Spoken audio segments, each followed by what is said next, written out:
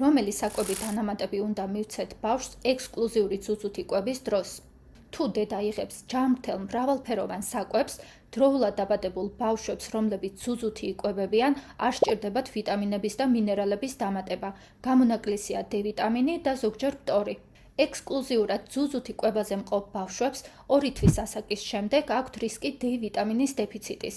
განსაკუთრებით თუ ისინი ნაადრევად არიან დაბადებული, აქვთ მუქი კანი ან შეზღუდული დროით არიან მზის სინათლეზე.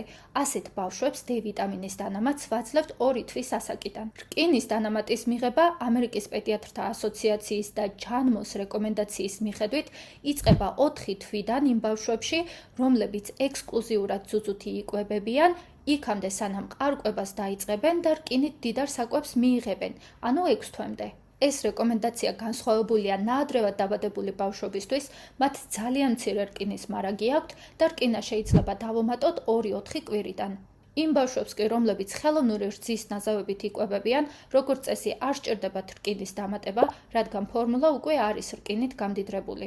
6 თვის შემდეგ იმ ქვეყნებში, მათ შორის საქართველოშიც, სადაც წყალი არ შეიცავს საკმარის ფტორს დამატებით ან ბუნებრივად, ბავშვებს უნდა მივცეთ ფტორის წვეთები კარიესის პრევენციისთვის. რაც შეეხება წყლის დამატებას. 6 თვეზე ნაკლები ასაკის ბავშვებს არ უნდა მისცეთ დამატებით წყალი, რადგან მათი თირკმელები უმწიფარია და ვერ უკლავდებიან ზედმეტ სითხეს.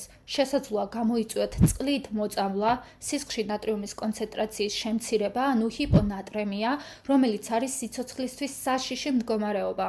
შესაძლოა ამას მოყვეს ღებინება, ლეთარგია, კრუნჩხვა და ტვინის შეშუპება.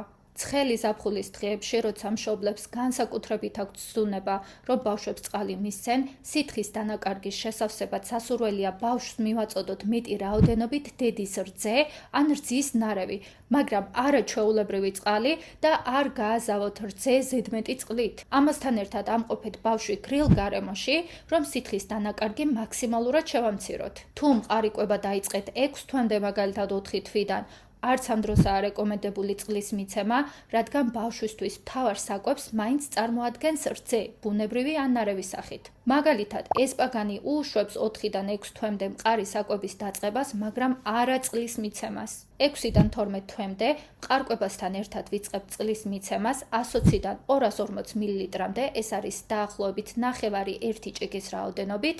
ეს უნდა განაწილდეს დღის განმავლობაში და მივცეთ ბავშვს პატარა ყლუპებად, არა ერთიანად.